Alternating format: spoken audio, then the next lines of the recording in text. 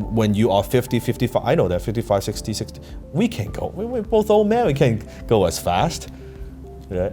He's older, but right, we can't go. You can't. Oh, I'm gonna work 12 hours. I'm gonna work 14 hours. Now, Desmond and I, we were just having a conversation about how to manage money. I think that's a very, very important topic. I thought I would share this with you. I don't know where this goes, but I think I want to give you some tips that will benefit you as well. Yes, thanks, Sifu.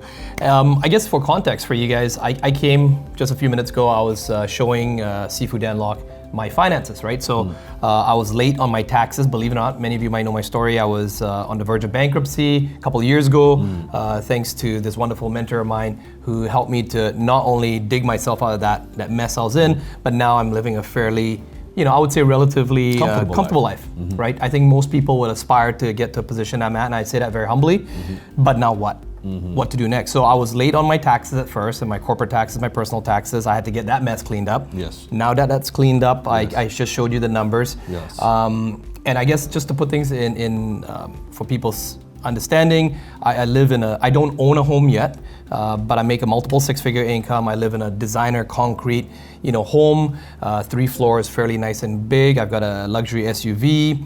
I know that you always talk about middle class, buy a lot of assets that are actually liabilities, and I actually just got thrown under the bus here for one of them. So I thought maybe you guys could learn at the same time, right? Because I'm at that stage right now, and some of you might be at that stage, and you might want to maybe learn. you're just getting started. You are still going through school, and you're wondering, hey, now you just got your first job, you just have some money coming in. How do you manage it, right? Because one thing I always say is not how much money you make, is how much money you keep. Right. And it's not just how much money you keep, it's how well you invest that money. Right. Now think back when you came back to Canada, you were struggling financially, right? Making just tiny little bit of money. Now compared to back then, you've 10 times. 10 times. Yes. 10x what you were making before. That's correct. Where did that money go? That's correct. Right? Where is it going every month? Where did it go? And think about, even if you make 2-3 times more than what you're making now, where would that money go? True. So it's the habit that's more important, not just the amount. Because I hear this all the time, that once I used to lie to myself this way too. Right. Where once I make more money, I'll manage it.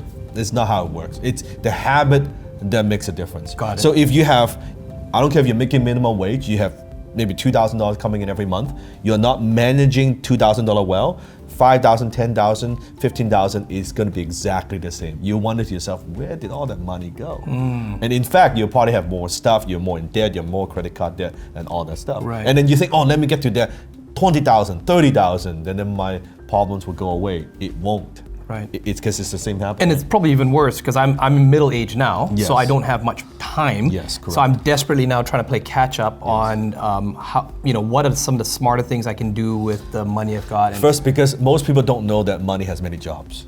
I did not know that. Okay. Yes. Most people, they think money has one job, which is to spend. Right. They think, I get money, I spend money, right? That's broke people believe. Growing up thinking money has one job. People who are a little bit smarter, they know money has 2 jobs, which is to spend and to save. Got it, yeah. Right? The really smart ones, they know that money has 3 jobs, which is to... Hold on, let me... Which is to spend, and also to save, and to invest. Spend, save, invest. And invest. Okay. And the very wise people, Right. very wise people, they know money has 4 jobs, which is to spend, save, invest, and donate. Yes. To and give you look back, at the Warren Buffett, you look at Bill Gates, right? Yeah. Those are the people who really get it. Money has 4 jobs. Right. So the way I used, this is not new by the way, I learned this from the book Richest Man in Babylon. That's right. This is not from the me. Buckets, right? The buckets, right? So it talks about that. So I want to keep it very, very simple because here's why I know this. If you make your money management system very complicated, you're not going to use it. You're not going to use it. I'm not going to use it. Like no one's going to use it, right? Right. So I want to keep it very, very simple. So I use the bucket money management system. So what is the bucket management, I guess for simplicity's sake? Yeah. I sometimes have discipline. I think I'm a pretty disciplined person, right? You would agree. And but I find myself having, shit happens, life Yes. happens. Oh, suddenly this month we need this, or that month we need this, And always something always happens. yeah. So right? it's hard to maintain that discipline when right. all these emergencies keep popping up. That's right. So very simple. Imagine every dollar that comes in, Yes. you divide it into 5 buckets. Okay. Very simple. So the first bucket is what I call your necessities bucket. Okay. So this is where you pay your bills, right? I would say 60% of your money. 60%. So every dollar that comes in, 60 cents goes into this bucket. Got it. Your electricity bill, your car payment, your house payment, right? All that stuff, your internet, your cell phone bill, right? Right. That's your necessity bucket. So let's say you're making $1,000 a month, hypothetically, $600 goes into this. You're making 10,000, then 6,000 goes into that. Got it. Very simple. Makes sense. So that's 60%. The next bucket is what I call your emergency bucket. Okay. That's then 10% of your money, every dollar that comes in, goes into this bucket. Right. Now, emergency money means money you put away for a rainy day. Right. It could be medical expenses, right? Yes. It could be something happens to your family, you want to have that money there. Yeah. This money is, people talk about emergency fund. I don't like to touch this money. Right. How do you not touch that? I just put it away. So Yeah. what I do is I actually go to my banker, set up a bank account where every dollar comes in, it goes into this account. It's like a savings account. I don't It's nothing touch. fancy. Just I do not touch. Okay. It just goes into that. Right. Don't feel like, oh, yeah, I wanna take a vacation. Let me dip into that money. That's Right. not. And you wouldn't use that money to buy gold or investments or stocks or something that came up. You wouldn't touch it. No, Okay. no. From a psychological point of view, what I notice is when you have cash, Yes. it attracts more cash. I mean, I don't have time to go into all of that, but what I notice when you have money, it's like the habit, when you can accumulate money, when you have the habit of accumulating money, you accumulate more money. Right.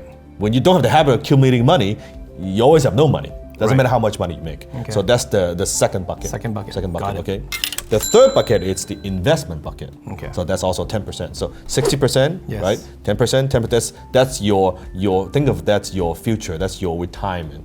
Got it. So richest man in Babylon talk about pay yourself first. This is the pay yourself bucket, that 10%, Got it. right? Okay. So it's that 10%. And then you have 10% is what I call your learning bucket. Okay. This is where you learn your skills. Right. You go to the events, get coaching, seminars, online courses, 10%. So imagine you've got $1,000, right?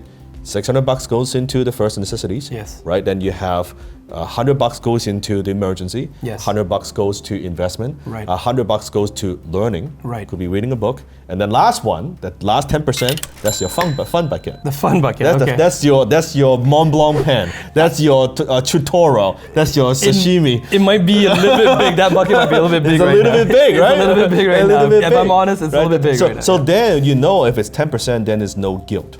Right. Right? Okay. So when I buy something fancy like an AP watch, Yes. I use the fund money. Got it. I do not touch all these other money. Got it. Okay. Because then there's no guilt. But if you don't put it in the bucket, it's very easy to, oh well, you know, I should take that vacation. Suddenly, well, your learning bucket, that's gone. Right. Your emergency bucket, that's like next to nothing. So I've got a question, Sifu. So, you know, I know that you also say invest in yourself, and you know, my investment bucket is very small right now. And as you know, where we live, it's very expensive. Yep. I mean, I would be saving for years before I could even make a small investment. So I've taken, just correct me if I'm wrong, but I've taken some of that investment money and have invested it into learning. So my learning, I've doubled up my learning Yes, by that's investing fine. myself to That's get fine. higher income skills. Yeah. And then through that high income skills, it increases more income, and then I should start now. So to so fill you that up. notice when you do this, when you use the bucket systems, Yeah.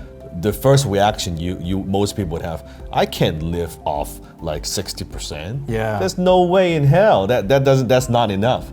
So then you know, okay, you need to upgrade your skills Right. so you earn more, right? We talk about So this a not lot. just like cutting coupons, saving money. We're it's not talking about that. But at the same time, while you're increasing income, you need to have the habits in place. Got it, okay. I would rather, if you cannot do the 10% right now, do 1%, do something. do 2%. Because you need to have the habit in place. Okay. If you have zero habit and you think it's like some future thing is going to happen, it's not going to happen. Yeah. If you cannot do 6, okay, let's say 80% you go into that, let's do 5, 5, 5, 5. Would the bankers look at you weird if you go to the bank and just say, Oh, they I would. want Doesn't matter, they're 5%? broke. Right. It doesn't matter, right? Okay. So it's the habit that makes the difference. Got it. Like your investment bucket, that's your golden goose, Right. right?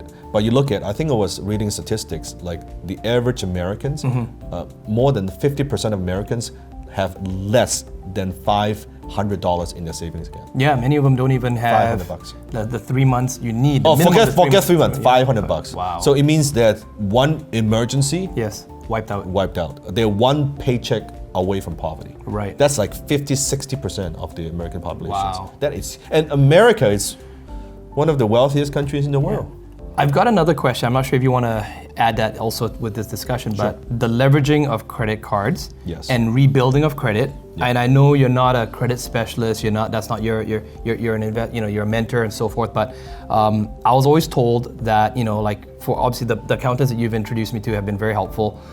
To divide and make sure you have 2 clear credit cards, one for business use, one for personal use. One corporate, right? And then even that not to max them out every month, to use 60-70% and pay them down. So make sure you don't accumulate any credit card debts. Yes. You pay that off every single month. Got it. So if it's as long as within that 60%, yes, you're fine. So those credit cards are all the credit cards, all the expenses, all so of that. Use those credit cards to pay for the utilities, pay for those things, and anything like that. Yeah. But then just don't leverage using the fund money. You only have $1,000 of fund money, but I'm gonna spend $3,000. Oh, it's okay. I'll put it on my card. I'll pay it back next month. That's what you don't want to do. Then think about it. If you're paying 18-20% on a credit card interest rate, and you are saving like 1%, they do the numbers. Something is wrong. But here's the thing. Okay. What I learned is this. This is like the bare minimum. Wow. Okay. The 10%, like Richest Man in Babylon talks about the 10%. Yep.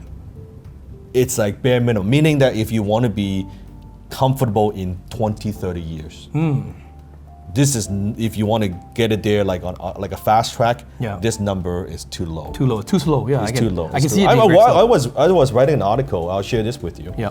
If you're making less than 50K, 10% is good. Yes. If you're making like 50 to 200K, that numbers, your investment bucket needs to be at 15%. 15, okay, got it. If you're making 200 and 500K, 25%. Damn. If you're making $1 million or more, 35%. So that means then 35% go to investment.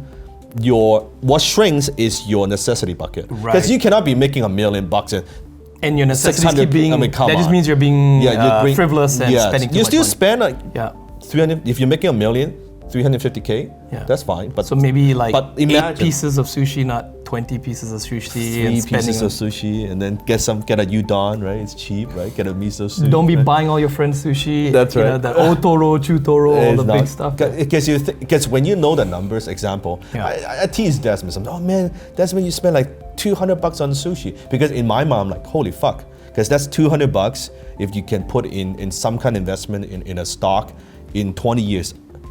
That meal is expensive. That's true. Whoa. It's not just $200. That costs me probably a couple $1,000. It's not $200, right? And I'm not saying like I'm the last guy that will tell you not to enjoy your life and things like that. Do it this way. Yes. As your income increases, you do it this way. The fund money, spend whatever you want. It's kind of a reward, like maybe once a month if you did something that was worth it, that earned more. And that's no problem. Like you can do reward yourself every single month. Just don't go over the limit. And you wanted this to be automatic.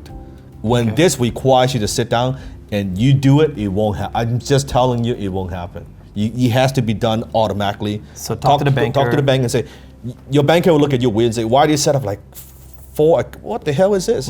Right? And then you're like, you gotta pay a couple bucks for the accounts fees and forget about that stuff. It doesn't matter. Right? It's the habit of it. So then because then you have fun with this. Okay. At first, when I did it, I had no money. Right? But I did it, was 1%. Yeah. 1% just emergency, right? I was spending more on learning, but it was just no money because I wasn't debt. But I still do it. Then it's like, 1.5%, 2%, 3%, 4%, right? And then to more and more. One person inspired me so tremendously, Sir John Templeton from Templeton Fund, billionaire. He started off investing 1% of what he earns and spends 99%. Didn't have a lot of money. Before he passed away, he was only spending 1% of what he earns. Wow. And 99% invested. Wow. That's like he reversed that. So you gotta think about, and then because then you'd be excited about looking at your numbers. emergency fund, like, you feel good, like, you know what, things are okay. something happens, I could take care of my family. I could make that happen, right? Now the emergency fund is just like whatever I paid off on the credit cards, I guess. You know, That's sure what I I may mean. have some good credit, but that's the only emergency fund. But it's And not then even and then you emergency. look in your investments like, oh, holy shit, I got next to nothing. Most people have next to nothing. Yeah. Right? And they're like, oh yeah, and then that's why they think, let me buy some stocks or cryptocurrency and all stuff, right? You don't look at that. You just look at that. Boom, boom, What's a boom. healthy number to get to in your investment bucket before you can even look at investments? You know, Just put it into it. Okay. Don't even think about that so much. Got it. Because the right thing, if you do due diligence, aim for, don't get greedy. yes, 7, 8, 9%, 10%. Like, don't get greedy with it. Got it. Don't. Oh, I'm gonna get a 20% return. Forget about it. Right. What you want is a consistent return, that 8%, that 9%, but over a long period of time. Right. Right. So you think that let's say you're gonna retire at 65. yes, You say, okay, I still have that much time, but knowing if you don't put money into it, now yeah, I don't have much time for that. Yeah, I've got Yeah. like another 25 years, right? So- yeah, right? And knowing when you are 50, 55, I know that 55, 60, 60, we can't go. We're both old men, we can't go as fast, right? He's older, but you're right. We can't go. You can't. Oh, I'm gonna work 12 hours. I'm gonna work 14 hours. No, it's exhausting. It's yeah. exhausting, right? Now you now sit down like for a few okay. When I was younger, 20-some-odd years old, I can do this for 10 hours straight. Now like 2 hours into, my back aches, my neck aches, like my head, like I gotta go spend some more money on a massage. yeah, like that. Yeah, seriously, right? I do, No, like, for seriously, real, yeah. right? Now I go get a massage every single week. It's the same thing. But so that's how we manage money. Yeah.